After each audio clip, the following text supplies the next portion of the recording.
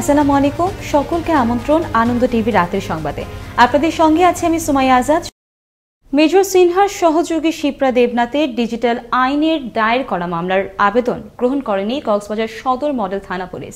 ঘটনাস্থল রামু থানা এলাকায় হওয়াতে মামলাটি গ্রহণে অস্বীকৃতি জানায় সদর মডেল থানার ওসি খায়রুজ্জামান। মামলাটি কক্সবাজার সদর মডেল থানায় না করে রামু থানা অথবা আইসিটি ট্রাইব্যুনালে করার পরামর্শ দেন ওসি। ব্যক্তিগত ছবি ও ভিডিও সামাজিক যোগাযোগ মাধ্যমে ছড়িয়ে দেওয়ার অভিযোগ এনে পুলিশের কর্মকর্তা সহ কমপক্ষে ১৫০ শতাধিক ব্যক্তিকে আসামি করা হয়েছে ওই মামলায়। প্রথম দিকে রাজধানী গণপরিবহনে স্বাস্থ্যবিধির নিয়ম মানা হলেও এখন আর তার বালাই নেই, তবে বাড়তি ভাড়া আদায় হচ্ছে। এছাড়া প্রতি ২ সিটে একজন করে যাত্রী বসানোর বিধি থাকলেও নানা অজুহাতে মানা হচ্ছে না সে বিধি। রাজধানীতে বিভিন্ন স্পট ঘুরে শাহিন রেজার ক্যামেরায় আরো জানাচ্ছেন মুসামিয়া। রাজধানীর গণপরিবহনের চিত্র এটি। করোনার কারণে দীর্ঘ ২ মাসের অধিক সময় বন্ধ থাকার পর স্বাস্থ্যবিধির বিভিন্ন নির্দেশনা ও ৬০% ভাড়া বৃদ্ধি করে গণপরিবহন চলাচলের অনুমতি দেয় সরকার। কিছুদিন যানবাহনগুলোতে মানতে দেখা যায় এ সকল নির্দেশনা, তবে সময়ের ব্যবধানে ক্রমে বদলে যায় চিত্র। সরকারের নির্দেশনাকে বুড়ো আঙ্গুল দেখিয়ে যত্রতত্র চলছে এ সকল গণপরিবহন। রয়েছে বাড়তি ভাড়া আদায়ের অভিযোগও। ভাড়া বেশি তো হয়ে গেছে, দুজন ভাই নিয়ে যেতেছে, ভাড়া তো বেশি নিতেছে, ভাড়া তো বেশি নিতেছে। ডবল ভাড়া নেয়, আবার মনে করেন যে আপনার যে সিটিং এ যাত্রীগুলো ওঠানামা করে তাছাড়া মনে করেন আর বেশি যাত্রী ওঠায়। বাড়তি ভাড়া ও স্বাস্থ্যবিধি সম্পর্কে বাস চালকেরা জানান, আমাকে ভাড়া সরকারি অনুযায়ী ১৮০ টাকা পার গাড়ি।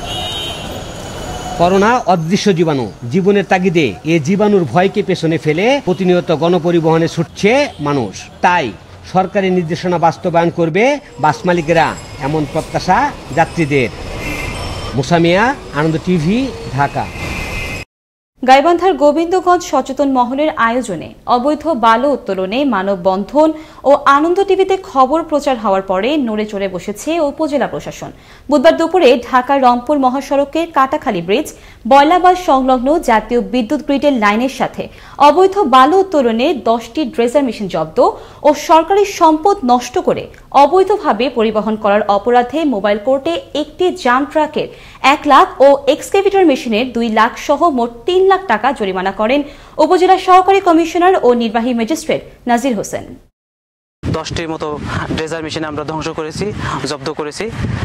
আর একই সাথে আমরা একটি স্পট থেকে একটি জাম ট্রাক এবং একটি এক্সকাভেটর মেশিন আটক করেছি, এদের ড্রাইভার সহ, যারা মূলত অবৈধভাবে এই উত্তোলিত বালিগুলো অন্য জায়গায় পরিবহনে সহায়তা করছিল।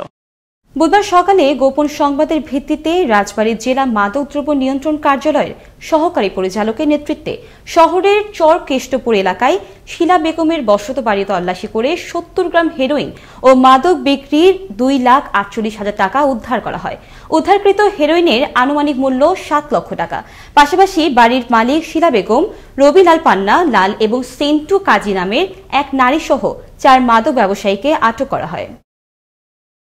মাইক্রোবাসের ভেতরে ছিল বউ বাচ্চা সহ আরো কয়েকজন। মাদক ব্যবসায়ী বোঝাতে চেয়েছিল ফ্যামিলি ট্যুর, কিন্তু শেষ রক্ষা হয়নি তাদের। কুমিল্লা জেলা গোয়েন্দা পুলিশের অভিযানে গাড়ির ভেতর থেকে উদ্ধার করা হয় ৭ লাখ টাকা মূল্যের ২০,০০০ পিস ইয়াবা। ঢাকা চট্টগ্রাম মহাসড়ক জেলার দাউদকান্দি টোল প্লাজায় মঙ্গলবার সন্ধ্যায় ডিবি পুলিশের ওই অভিযানে আটক করা হয় ইয়াবা ব্যবসায়ী দম্পতি সহ ৩ জনকে। কলেজের জায়গায় প্রাচীর নির্মাণ কাজে বাধা দেয় প্রভাষক সহ ৪ জনকে পিটিয়ে আহত করেছে দিনাজপুর পৌরসভার মহিলা কাউন্সিলর রোকেয়া বেগমের অনুসারীরা। এই ঘটনার প্রতিবাদে কলেজের সাবেক ও বর্তমান শিক্ষার্থীরা ঘণ্টাব্যাপী দিনাজপুর ঢাকা মহাসড়ক অবরোধ করায় ব্যাপক যানজটের সৃষ্টি হয়। পরে ফুলবাড়ী প্রশাসনের আশ্বাসের পরিপ্রেক্ষিতে অবরোধ প্রত্যাহার করে শিক্ষার্থীরা। পাবনা সদর উপজেলা দাপুনিয়া ইউনিয়নের মাতপুর মুক্তিযুদ্ধের ঐতিহাসিক স্থানসমূহ সংরক্ষণ ও মুক্তিযুদ্ধ স্মৃতি জাদুঘর ভবন নির্মাণ কাজের উদ্বোধন করেছেন পাবনা ৫ আসনের সংসদ সদস্য গোলাম ফারুক প্রিন্স। বুধবার দুপুরে ঐতিহাসিক মাতপুর নামক স্থানে এই ভবন নির্মাণ কাজের উদ্বোধন করেন তিনি। ভবনটির নির্মাণে ব্যয় ১,৬৯,০০,০০০ টাকা। সিরাজগঞ্জে তারাশে প্রতারণার অভিযোগে গ্রেফতার হওয়া রিশান গ্রুপের চেয়ারম্যান উপজেলা যুবলীগের সহ সভাপতি রাব্বি শাকিল ওরফে ডিজে শাকিলকে ঘিরে বেরিয়ে আসছে নানান চাঞ্চল্যকর তথ্য। চাকরি দেয়া, ব্যাংক লোন করে দেওয়ার নামে টাকা হাতে নেওয়ার পাশাপাশি মাসের পর মাস অফিসের ভাড়া বকেয়া রাখা এবং প্রতারিতদের ভয়ভীতি দেখানোর অভিযোগ উঠে আসছে তার বিরুদ্ধে। চলনবিল প্রতিনিধি সোহেল রানা সোহাগের ধারাবাহিক প্রতিবেদনে আজ দেখুন শেষ পর্ব। আরও জানাচ্ছেন মোস্তফা কামাল তোহা। এই টিনের গুদামটি ছিল রাব্বি শাকিল ওরফে ডিজে শাকিলের কথিত রিশন গ্রুপের কারখানা। এই কারখানার নামেই তিনি অফিস খুলে সেখানে চাকরি ও ব্যাংক ঋণ পাইয়ে দেওয়ার আকর্ষণীয় বিজ্ঞাপন ও লোভনীয় অফার দিয়ে বেকার যুবক আর ব্যবসায়ীদের কাছ থেকে হাতিয়ে নিয়েছেন লাখ লাখ টাকা। অথচ এই কারখানায় নেই কোনো সাইনবোর্ড। গুদামটির মালিককে অগ্রিম কোনো টাকা না দিয়েই চুক্তিপত্রে 1.5 লাখ টাকা পরিশোধ করা হয়েছে বলে উল্লেখ করে ডিজে শাকিল। প্রতি মাসে ভাড়া হিসেবে 5,000 টাকা করে দেওয়ার কথা থাকলেও দীর্ঘ 22 মাস পেরিয়ে গেলেও তা পরিশোধ করেনি ডিজে শাকিল। আমাকে ঠিকই দিবার ছিল, দেওয়ার পরে 1 লাখ টাকা আমি আপাতত দেবার পরে আপনাকে দেবো, সে 1 লাখ টাকাও আমাকে দেয় না। অথচ ডিটে লেখা দিছে যে টাকাটুকু পরিশোধ করে দিছি, ডিটে লেখা আছে যে টাকা দিছি, সে টাকাও দেয় নাই। আবার ঘর ভাড়ার টাকাও আমাকে দেয় নাই। না দেওয়ার পরিপ্রেক্ষিতে আমি চেয়ারম্যানের কাছে বাদী হই। চেয়ারম্যান আমাকে 10,000 টাকা তার মাধ্যম দেয়া বিচার সালিশ করে আমাকে একবার দেয়। আর বাবা প্রায় 21-22 মাসের ভাড়া পাবো আর কি। একইভাবে তার নিজ এলাকা বারুহাসে এক যুবককে 2.5 লাখ টাকা ঋণ দিয়ে সাদা চেকের নামে তার চেকের বই সই নিয়ে নেয় ডিজে শাকিল। টাকা পরিশোধ করার পরেও সেই সাদা চেক দিয়ে 5 লাখ টাকার একটা মামলা দায়ের করায় পালিয়ে বেড়াচ্ছে সেই যুবক। আর সে মামলা মেটানোর জন্য দাঁড়ে দাঁড়ে ঘুরছেন যুবকের বৃদ্ধ বাবা। আমার বেটার সে রাখছে সব আইকে যে আবার কেস করছে, এটাই তো আমরা এখন চিন্তা তো মরো বলে না। তো এখন এইটাও আমার বাঁচানোর পথ আমরা পাচ্ছি না। আমার ছেলে বই নিয়ে হয়তো একটা চেক দিয়ে হয়তো সই করে দিয়া দিছিল, ওই বইটা উনি প্রতারণ করে দেয়নি, মানে শোধ করে দিয়ে টাকা দিবি দেয়নি। ডিজে শাকিল ও তার বাবার দলীয় পদ নিয়ে রয়েছে এলাকায় নানান অভিযোগ। কোটি কোটি টাকার লোক বেটা আসে কোথেকে এগুলা? 2টা পদ পাইল আর যুবলীগের সহসভাপতি, এটা চোর করে হয়েছে। এটা কোনো লোক জানে না। বারোয়াশ ইউনিয়নের কোনো আবাল বৃদ্ধ বনিতা কেউ জানে না।